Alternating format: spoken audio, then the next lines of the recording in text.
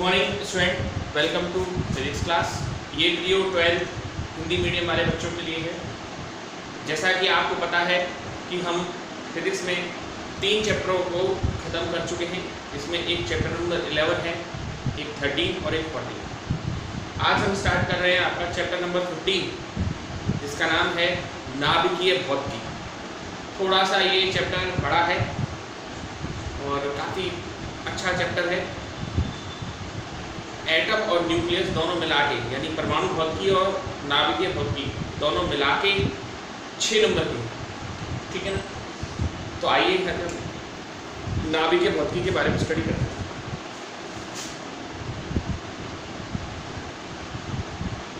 नाभिकीय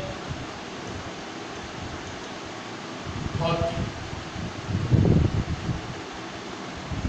देखिए आपने पढ़ा था कि रदरफोर्ड का जो अल्फा कण प्रकीर्णन प्रयोग था, रदरफोर्ड का जो अल्फा कण प्रकीर्णन प्रयोग था, उस प्रयोग में हमने इस बात को समझ लिया था क्या कि परमाणु का जो समस्त धनावेश है वो एक सूक्ष्म स्थान पर केंद्रित रहता है, जिसको उसने क्या नाम दिया था, नाभिक नाम दिया था। अब हम बात कर रहे हैं नाभिकीय भौतिकी, है ना। नाभिक की जो खोज है, इसका श्रेय रदरफोर्ड को जाता है। शुरुआत में तो आज इसका इंट्रोडक्शन ही है, वैसे कुछ इंपॉर्टेंट टॉपिक भी आएंगे। देखिए पहले की सोच क्या थी। पहले की सोच ये थी कि मतलब धनावेश, नाभिक में से केवल और केवल क्या होता है, धनावेश। पहले ये माना गया था। धनावेश से हमारा मतलब प्रोटॉन से, और इलेक्ट्रॉन उसके चारों तरफ क्या करते, चक्कर लगाते। रदरफोर्ड ने भी यही कहा था कि नाभिक में समस्त धनावेश एक स्थान पर केंद्रित होता है। धनावेश से हमारा अभिप्राय प्रोटॉन से है। अब नाभिक में केवल प्रोटॉन है और इलेक्ट्रॉन उसके चारों तरफ क्या कर रहे हैं, चक्कर लगा रहे हैं। जितना धनावेश है उतना ही ऋणावेश है। जितने धनावेश नाभिक के अंदर में, उसके चारों तरफ चक्कर लगा रहे हैं कौन, इलेक्ट्रॉन। जितना नाभिक में धनावेश होता है उतना ही ऋणावेश होता है। तो परमाणु जो हुआ वो विद्युत रूप से क्या होता है, उदासीन होता है। परमाणु विद्युत रूप से क्या होता है, उदासीन। कि परमाणु में जितना नाभिक में धनावेश और उसके चारों तरफ चक्कर लगा रहे इलेक्ट्रॉन, उस पर क्या होता है, ऋणावेश। तो परमाणु विद्युत रूप से क्या है, उदासीन है, ठीक है। तो ये बात तो हम सब जानते हैं, लेकिन एक प्रॉब्लम फेस हुई। कहाँ सब समस्याएं देखी। सबसे हल्का तत्व हाइड्रोजन है और इसके 3 समस्थानिक हैं। एक तो है 1H1, एक है 1H2 और एक है 1H3। इसको हम प्रोटियम भी कहते हैं, प्रोटियम, या फिर हम इसको हाइड्रोजन भी बोल सकते हैं। इसको न्यूट्रॉन या ड्यूटेरियम भी कहते हैं और इसको ट्राइटियम भी कहते हैं। इन तीनों की खास बात देखो, इन तीनों में एक तीनों में आवेश समान है, लेकिन तीनों के अगर हम द्रव्यमान का अनुपात निकालते हैं तो 1:2:3। अगर हम आपकी बात को सही भी मान के साथ नाभिक में केवल धनावेश होता है, इलेक्ट्रॉन से चारों तरफ चक्कर लगाते हैं, बात हमने सही भी मान ली है, तो उस हिसाब से तो चाहे प्रोटियम हो, चाहे ड्यूटेरियम हो, चाहे ट्राइटियम हो, इन सब का द्रव्यमान भी सेम होना चाहिए। ऐसा क्यों? ऐसा इसलिए बेटा कि इलेक्ट्रॉन का द्रव्यमान बहुत कम होता है। आपने पढ़ा है इलेक्ट्रॉन का द्रव्यमान होता है 9.8 × 10⁻³ किलोग्राम, जो बहुत कम है। तो अब अगर हमारी बात ओके होती है, इसकी बात सही होती, तो अब हम ये मान के चलते कि सर प्रोटियम, ड्यूटेरियम, ट्राइटियम इन सबके आवेश तो समान है, लेकिन इनके द्रव्यमान भी समान होने चाहिए थे। लेकिन एक्सपेरिमेंटली ये मिला है कि इनके द्रव्यमानों का अनुपात 1:2:3 है। प्रायोगिक रूप से ये पाया गया है कि इनके जो द्रव्यमानों का अनुपात है वो 1:2:3 है। यानी प्रोटियम हाइड्रोजन से, या ड्यूटेरियम जो है वो प्रोटियम से 2 गुना और ट्राइटियम जो है वो प्रोटियम का 3 गुना। अब हम किसकी बात को सही माने, तो प्रॉब्लम हो गई। यानी लोगों ने कहा कि सर नाभिक में केवल प्रोटॉन नहीं हो सकता, प्रोटॉन के अतिरिक्त कुछ और कण भी है जिसके अंदर क्या है, द्रव्यमान है। हालांकि आप सब जानते हैं उस कण का नाम न्यूट्रॉन है। तो अब हम आपको बताएंगे न्यूट्रॉन की खोज किस तरह से खोज हुई थी। बड़ी इंपॉर्टेंट डिस्कवरी थी न्यूट्रॉन की, है ना। तो हेडिंग अब इसके अगले जो टॉपिक है वो है आपका न्यूट्रॉन की खोज।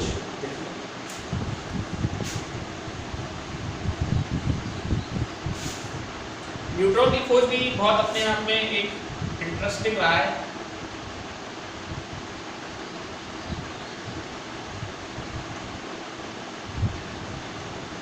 देखिए न्यूट्रॉन की खोज कैसे हुई थी। बेरिलियम के नाभिक पर अल्फा कणों की बौछार कराई गई। बेरिलियम के नाभिक पर अल्फा कणों की बौछार कराई गई जिससे कुछ उदासीन कण निकले। और जब इन उदासीन कणों की हम लोगों ने कार्बन या नाइट्रोजन जैसे हल्के नाभिकों से टक्कर कराई तो उन्होंने उससे प्रोटॉन निकाल दिया। उस समय तक ज्ञात एकमात्र उदासीन कण आपके खाली प्रोटॉन थे। उस समय तक लोगों को सिर्फ इतना पता था कि उदासीन कणों के नाम पे केवल एक ही कण होता है और उसका नाम क्या है, प्रोटॉन।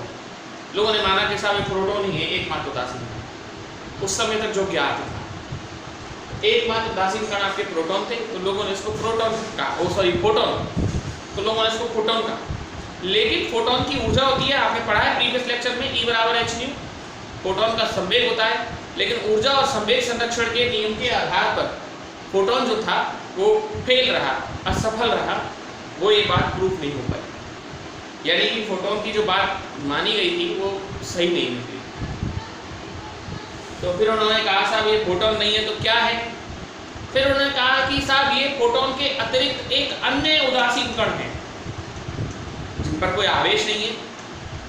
फोटोन के अतिरिक्त अन्य कोई कण है जिन पर कोई आवेश नहीं है, और वो कण जो है उसका नाम, उस समय कोई आवेश ना होने की वजह से इसका नाम रखा गया न्यूट्रॉन। इसकी खोज जेम्स चैडविक ने की थी। चैडविक को अपनी इस खोज के लिए नोबेल अवार्ड भी मिला था। तो जेम्स चैडविक ने इसकी खोज की थी न्यूट्रॉन की। और न्यूट्रॉन पर सिर्फ और सिर्फ द्रव्यमान है, और न्यूट्रॉन और प्रोटॉन का द्रव्यमान लगभग समान होता है, आवेश होता ही नहीं है न्यूट्रॉन पर। तो न्यूट्रॉन आपका एक आवेश रहित कण है, ठीक है ना सर। तो ये न्यूट्रॉन की खोज के बारे में बात। अब हमारा कॉन्सेप्ट पूरा बदल गया। अब जो नाभिक था उसका स्ट्रक्चर बदल गया। अब अगर हम पूछे नाभिक, तो नाभिक होता है Z एक्सिस। Z क्या है? Z है प्रोटॉन संख्या, प्रोटॉन नंबर। A क्या है? A है द्रव्यमान संख्या।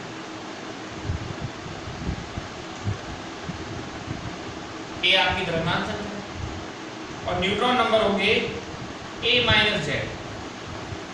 ये आपकी न्यूट्रॉन नंबर है, न्यूट्रॉन की संख्या। X क्या है? X है रासायनिक प्रतीक, कह लो उसको, या नाम। कोई भी नाभिक है इसी तरीके से दिखाया जाता है, जैसे 2He4 अल्फा कण भी बोलते हैं और हीलियम का नाभिक भी बोलते हैं। प्रोटॉनों की संख्या हो गई Z 2, द्रव्यमान संख्या हो गई 4, न्यूट्रॉनों की संख्या हो गई 4 माइनस 2 और X रासायनिक नाम हो गया इसका हीलियम। तो अब नाभिक का जो स्ट्रक्चर है, संरचना है, वो इस तरीके से दिखाई देती है, ठीक है। अब इससे रिलेटेड हम इंपॉर्टेंट डेफिनेशंस पढ़ते हैं, आइए देखते हैं।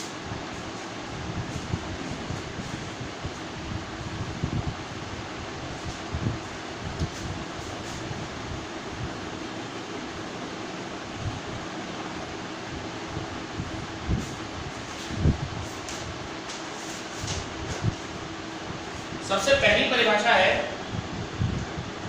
समस्थानिक। थोड़ी छोटी परिभाषा है समस्थानिक।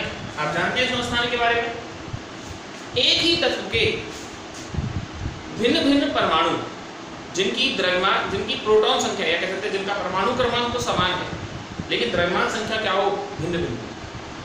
समस्थानिक एक ही तत्व होता है जिनकी प्रोटॉन संख्या तो समान होगी लेकिन द्रव्यमान संख्या भिन्न भिन्न होगी। सभी थोड़ी देर पहले पढ़ा, हाइड्रोजन के लिए लिखते थे 1H1 1H2 1H3। इनकी खास बात ये है कि इनके रासायनिक गुण तो समान होंगे लेकिन इनके भौतिक गुण जो है वो भिन्न भिन्न होंगे। ठीक है, तो ये समस्थानिक है। दूसरा है, हाँ एक बात और बात कि इनको इंग्लिश में आइसोटोप कहते हैं। मतलब क्या होता है? आइसो का मतलब होता है समान और टोप माने स्थान। इनको आवर्त सारणी में ना, आवर्त सारणी में एक ही स्थान पर रखा गया है। आवर्त सारणी में इसको कोई भिन्न भिन्न स्थान नहीं दिए गए हैं, सेम प्लेस पर इसको रखा गया है, इसीलिए इसका नाम है समस्थान, समस्थानिक। ऐसा नहीं है कि पीरियोडिक टेबल में ड्यूटेरियम के लिए अलग जगह बनाई जाए, ट्राइटियम के लिए अलग जगह बनाई जाए, कुछ नहीं, आवर्त सारणी में सबको एक ही जगह पर रखा गया। तो ये आपके हो गए समस्थानिक। इसके बाद है समभारिक। समभारिक क्या होता है? समभारिक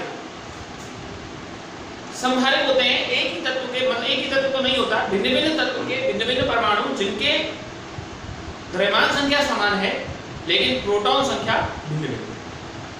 जैसे 1H3 ये ट्राइटियम है और 2He3 भी होता है। अब अगर आप इसमें देखें कि समभारिक है, इसमें Z कितने हैं? 1। A कितना है इसमें? 3। और न्यूट्रॉन नंबर कितने हुए? 3 - 1 बराबर 2। यहाँ Z कितना है? 2। A कितना है? 3। और न्यूट्रॉन नंबर n बराबर क्या होगा? A - Z, और ये हो जाएगा तुम्हारा कितना? 1।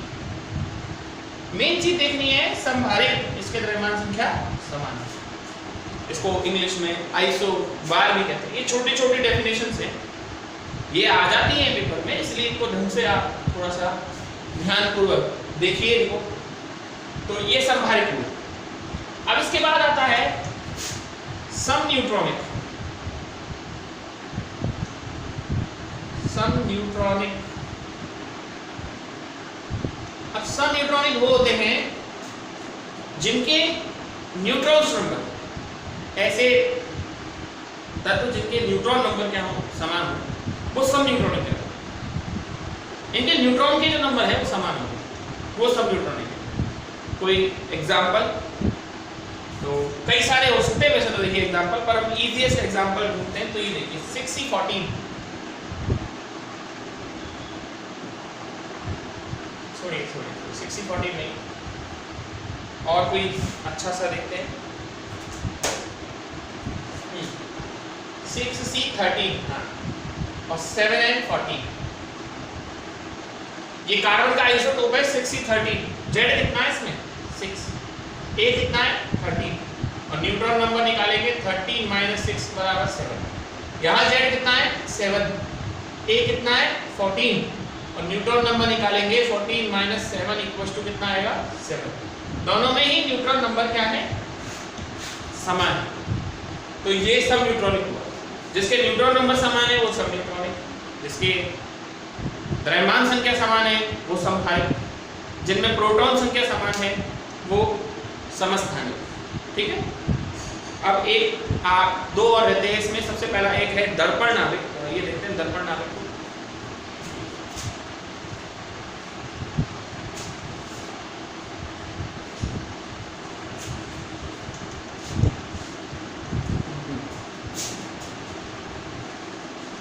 दर्पण नाभिक,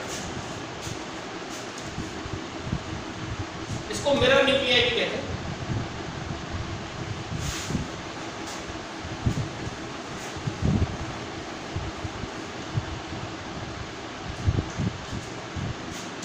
इसको मैं उदाहरण से समझाऊंगा। Hydrogen, helium, lithium, beryllium 4Be7 और 3Li7। Z कितना है इसमें? 4। और न्यूट्रॉन नंबर कितने हुए इसमें? 7 - 4 कितना? 3। यहाँ Z कितना है? 3। और न्यूट्रॉन नंबर निकाल लीजिएगा, 4 आएगा। मिरर में लेफ्ट का राइट, राइट का लेफ्ट होता है ना, वही कुछ सिस्टम है। एक में जितने प्रोटॉन होंगे दूसरे में उतने न्यूट्रॉन होंगे।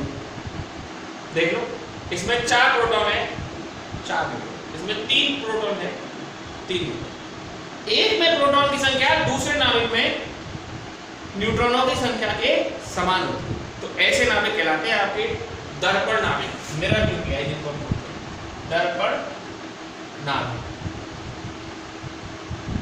ठीक है, ये दर्पण नाभिक है। और आठवीं समावयवी,